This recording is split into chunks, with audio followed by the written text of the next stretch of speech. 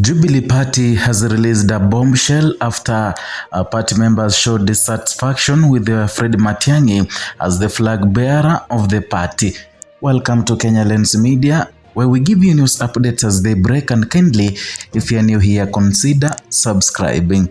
Now, a group associated with the former Nyeri Town Member of Parliament, Ngojiri Wambugo, is now calling on the retired President Uhuru Kenyatta to publicly clarify Jubilee Party's position following reports that Fred Matiang'i has already been settled on as the party's preferred presidential candidate for 2027. The group says that many aspirants were caught off guard by the reports. They are demanding transparency and open process as the party prepares for the next general election.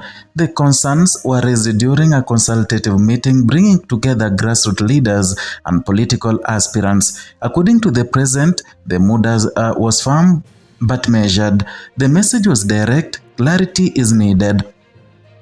The faction associated with Ngojiri Wambugo says members have been unsettled by claims that Fred Matiang'i has effectively been endorsed as Jubilee's candidate ahead of the 2027. They say the reports created confusion among leaders preparing to seek various seats under the party. While they acknowledge Matiang'i's public service record, they question the process that led to the alleged endorsement. For them, the issue is not about personalities, it is about procedure. They argue that Jubilee must uphold internal democracy if it hopes to rebuild trust and regain political strength after the 2022 elections. The party has been undergoing reorganization since that defeat, and it has been working to destabilize, or rather to stabilize its structure at the grassroots and national levels. In that context, the group believes any decision about a presidential candidate must follow a clear and transparent path. They insist that aspirants planning to run for parliamentary and county seats need to understand the broader direction of the party. That includes knowing whether Jubilee will field its own presidential candidate. It also includes clarity on whether the party intends to enter coalitions with other opposition groups, and such decisions, they say, directly affect the ticket distribution and zoning arrangement in key regions. Without early communication, uncertainty can grow, and uncertainty can create internal wrangles, and the faction warns that mixed signals risk weakening the party at a critical moment. Kenyan politics is already entering a period of realignment, and parties are repositioning, leaders are consulting, and alliances are being explored quietly and publicly. Within that shifting landscape, Jubilee faces the challenge of redefining its role. Once a dominant force in national politics, the party is now seeking to regain influence in the parliament, at county, and also at the county level. That effort requires unity, it requires strategy, and according to Wambugo-linked group, it requires openness. They argue that it would be inconsistent for Jubilee to advocate for democratic principles at the national level while failing to apply them internally. And for grassroots leaders, the issue is practical, that campaigns require preparation, and preparation requires certainty.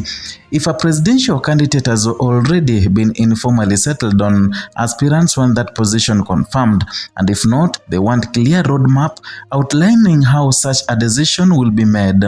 The name at the center of the discussion is Fred Matiang'i. He previously served in senior government positions and remains a recognizable national figure. Reports suggesting he has been chosen as Jubilee's preferred candidate have circulated widely. However, no formal announcement has been made by the party leadership confirming that decision. That gap between reports and official communication is what triggered the current concern, and the group believes that the silence from the top could fuel speculation. Speculation in politics often creates factions, and factions can harden into divisions, and divisions can weaken electoral performance.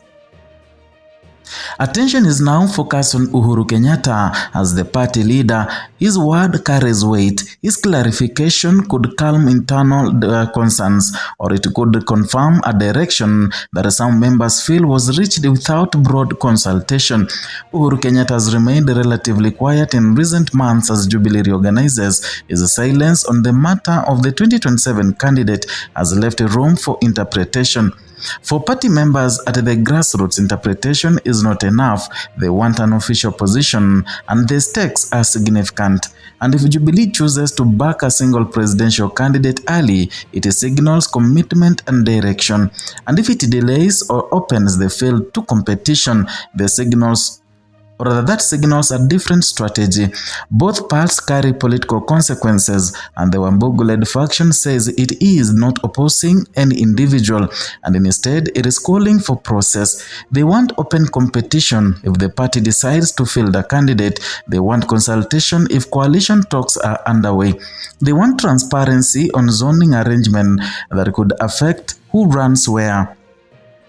Kenya's political history shows that internal party disputes can shape election outcomes, and disagreements over nominations have, in the past, led to defections or independent bids, and avoiding such scenarios is often a priority for party leadership.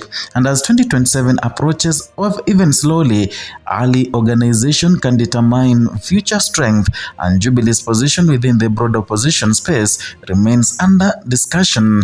Other parties also positioning themselves. Coalition possibilities could reshape alliances that existed in 2022, and for Jubilee aspirants, understanding whether they will campaign under a standalone party banner or as part of the coalition is essential. It affects messaging, it affects resource planning, and also it affects voter engagement. The call for clarity is therefore both political and strategic.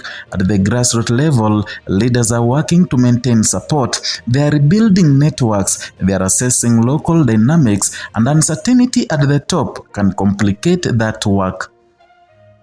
The coming weeks may prove decisive, and if Uhuru Kenyatta addresses the issue directly, he could set the tone for Jubilee's next chapter, and if silence continues, pressure from within may grow. And for now, the party remains in a period of consultation.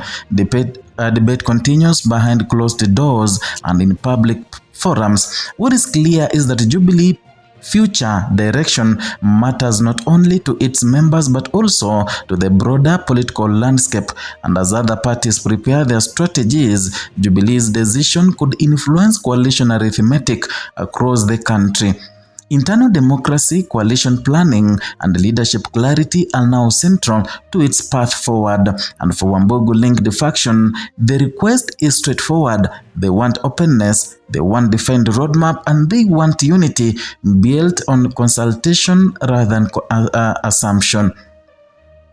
The question now is whether the party leadership will respond swiftly or allow the debate to unfold further. In politics, timing matters. Clarity can strengthen confidence. Silence can create doubt. As the 2027 race slowly gathers momentum, Jubilee finds itself at crossroads. Its next move could shape not only its internal cohesion, but also its role in Kenya's evolving political map.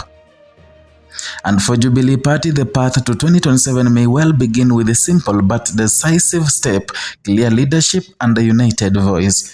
That is all for today from Kenya Lens Media, where we bring you news updates as they break. Kindly, if you're new here, consider subscribing as a way of motivating us and also helping to grow this platform.